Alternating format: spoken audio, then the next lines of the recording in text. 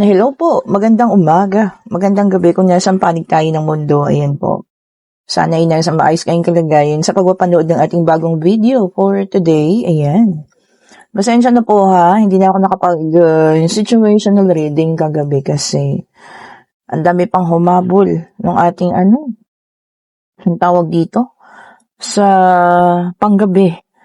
4 sila. O ayan. Siyempre, hindi natin mahindian yung mga yan, lalo na yung mga regular. Alam niyo yun, regular na mga pa-reading. Ayan po ha. Salamat po sa inyo mga ma'am. Ayan. Thank you so much po ha. Okay, so tingnan na natin without further ado. Tingnan natin ha kung ano po ang situational reading for today. Ngayong umaga po. Tingnan natin.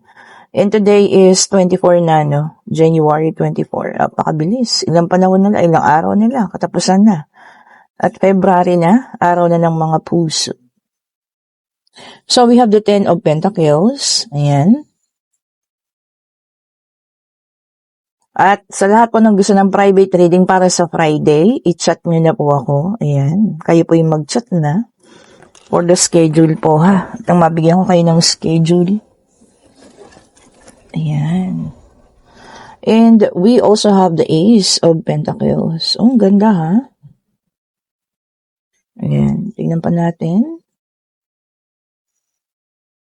Ang ganda lang ng flow nung mula umaga, hapon. Ayan. Nung gabi lang talagang alam niyo. Ang daming reading.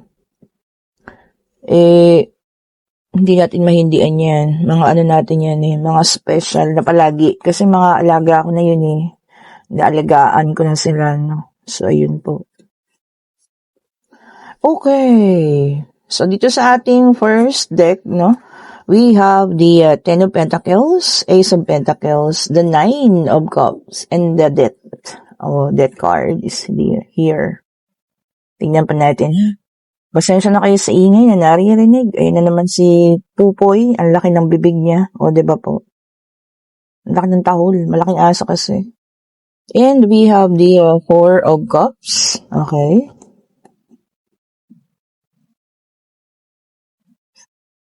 Yan. Diretso lang natin.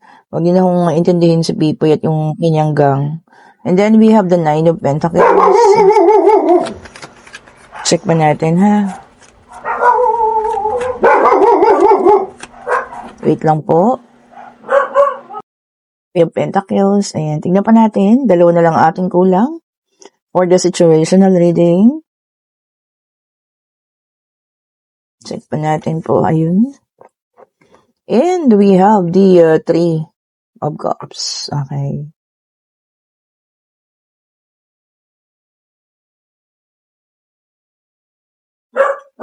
So na lang po ang kulang para sa ating situational reading for today. Ay, salamat po pala sa mga nag-order ha. Ayun, naku po, ang ating Howlite at ang ating Black Obsidian bestseller. Thank you so much po. Ay, ng mga crystal din. O kung gusto niyo po ha, i-click niyo yung link nandiyan sa comment section. Ako lang makakausap ninyo ha. At lahat po ay may free gift. Syempre. Meron kayong Corina. Kagaya nitong akin. This is the Corina po ha. Ayan, Corina yan. Pampaswerte. Corina Red String. So, meron tayong, para sa second deck, 4 of Cups. We have the 9 of Pentacles. We have the 3 of Cups. And we also have the 9 of Swords. So, kompleto niya, no? Ito kasi, merong nagtapos, no? Ending of a relationship. Yan. And, nung nag-end tong relationship na to, sa isa sa inyo, talaga nagkaroon ng hardship. Alam niyo yun? Pagkadapa, pagkasira, pagkawala, pagkaubos regarding sa financial ninyo. And as I can see here, yung isa sa inyo, ayan, tumatabo na po sa takilya. Di ba? Ibig sabihin, gumaganda na. Ito na kasi, puro financial. And we also have the 10 of Cups here. Ibig sabihin, sahod na. Nakasahod na lahat. Sa lahat ng mga blessing. Natuto sa buhay. Kita nyo, ha? Marunong ng pangalagaan. Yung mga nawala, na bumalik, no? Yung mga bagay na nawala, yung mga financial na nawala, natuto na siya. Ayan. So, kung nakikita niyo ha, lumalago na ang kabuhayan. Kung sino man ito sa inyong dalawa, pwedeng siya, pwedeng ikaw, no? And this is also no gender specification, ha? Pwedeng lalaki, pwedeng babae, no?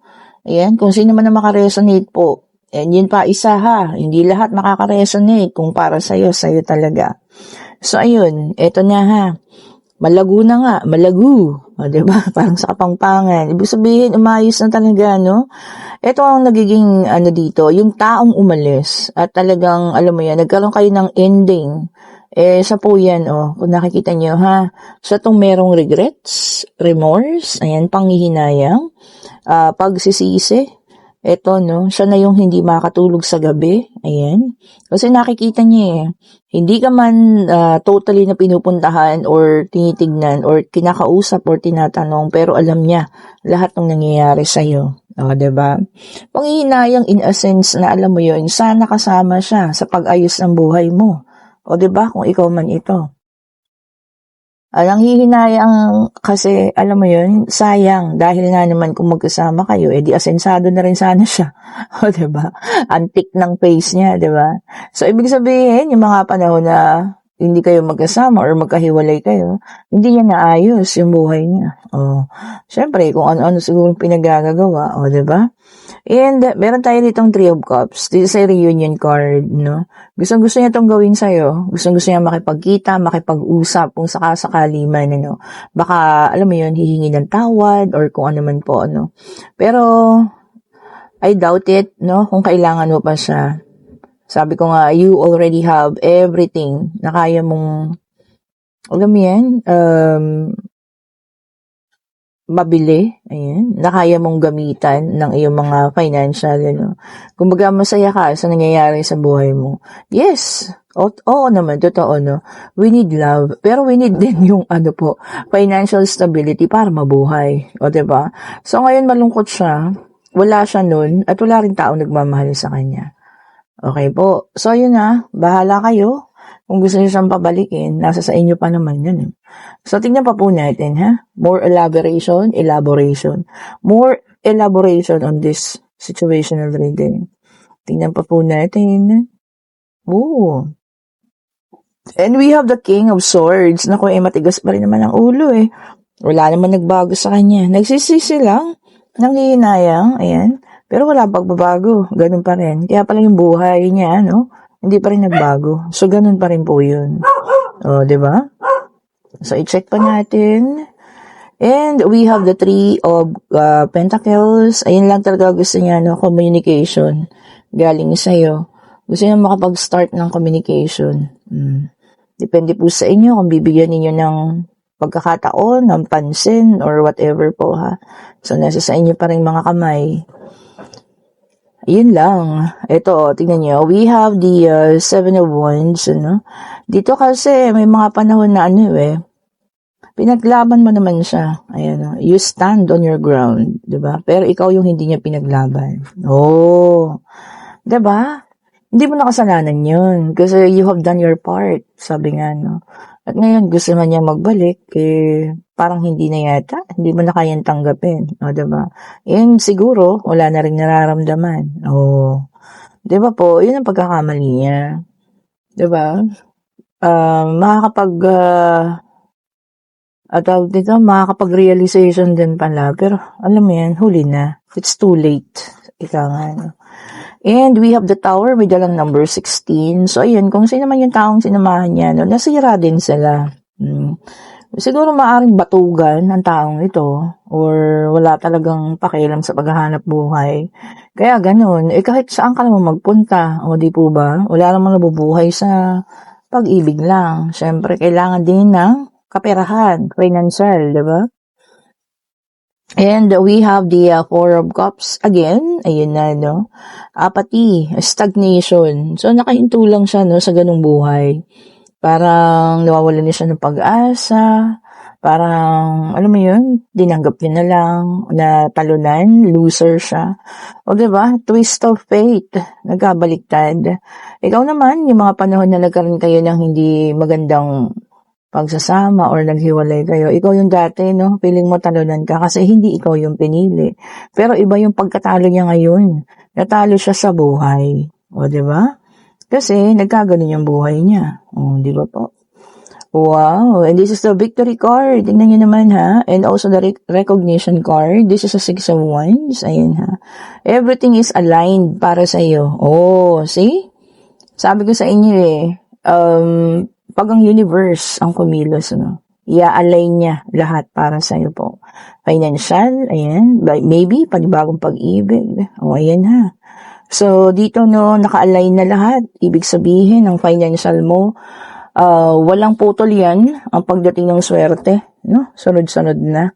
And we also have the 8 of Swords. Ayan siya ngayon, back into a corner. Bumalik sa dati niyang buhay. May ganun, pwedeng sabihin natin na bumalik siya kung saan mo siya pinulot. Wow! Parang pelikula, Parang bumalik yung buhay niya sa dati kung ano siya before kayo nagkakilala. Diba? Yan ang mahirap diba? Iniahon mo na nga tinulungan mo para maging maayos ang buhay. Tapos ngayon, diba? Iniwanan ka. Ngayon bumalik siya sa dati. Well, it says lost. Sabi ko nga, diba? Kanya po yung pagkakamali. Hindi po nasa inyo yun. Okay, so tignan pa natin ha. Tignan pa po natin. Ayan. Okay, so eto pa. Meron tayo ditong Knight of Pentacles. Ayan. Ayun ambisyoso pa rin siya at stubborn. Matigas pa rin ang ulo. Ayan. Ambisyoso in a sense na marami pa rin siyang ginugusto sa buhay pero hindi naman siyang gumagawa or hindi kumikilos. So tamad. Yun na nga. Wala tayong magagawa. Magkakaganon, Puro ambition lang siya.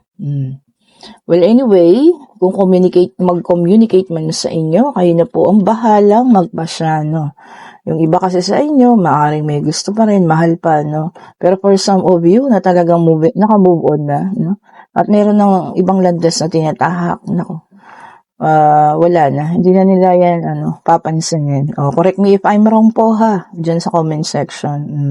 Case to case basis, sinasabi ko nga, depende po sa inyo. And, ginawa ko ang ating pangatlong deck. I-check natin ang para sa iba naman ha. Ayun, tumatalon. Kunin nga natin siya.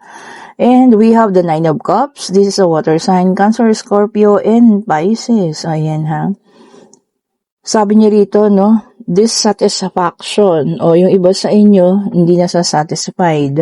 Pwedeng sa mga pangyayari sa buhay, parang palaging may kulang, ganon yung mga pakiramdam. Pagka ganon, syempre, galingan, diba? Pagbutihin, para makuha nyo lahat ng gusto niyo. And prayer lang po, dasal lang. Wala namang hindi ibibigay sa atin, especially kapag alam ng Panginoon na alam niyo yun, na itong bagay na to ay kailangan natin at kailangan talaga natin sa buhay, Bibigay at bibigay po yun. Imposibleng hindi. And meron tayo ritong Page of Swords. This is an air sign, Gemini, Libra, and Aquarius. Meron kayong isang bagay na curious kayo. Curiosity. Huwag niyo rin kalimutan ng kasabihan ha. Curiosity kills the cat. Ano ba ito? Na talagang gusto niyong alamin. Maaring isang pangyayari. Okay po, kung ano man yan ha, ingat din kasi baka kayo mailagay sa, alam niyo na, trouble sa pag-alam ninyo sa mga bagay-bagay. So, ingat po ha. Okay, so tignan pa natin. Yun lang, kung ang curiosity niyo na yan, saan yung magpapalaya sa isang sitwasyon, dapat lang, diba? Dapat ma-reveal. Check pa po natin ha. Okay, so meron tayo ditong the Devil, which is an earth sign, Taurus, Virgo, and Capricorn. Ayan. Sabi niya rito, naka-reverse kasi siya. Sabi niya, restoring your control. So by this time, talagang kung mag-isa ka na lang at wala na yung partner mo, wala nang kukontrol sa'yo. Diba? Paano kung narcissist pa yun? Kaya mo binitawan siguro. Kaya ngayon, ikaw na yung nagko-control sa sarili mo. Okay po, ito'y dalawa, pero nauna itong isa. The same thing, Ten of Pentacles, shower of blessing po talaga, ha? So, may mga blessing sa inyo dyan na paparating. Maaari ngayong araw na to, sasahurin na.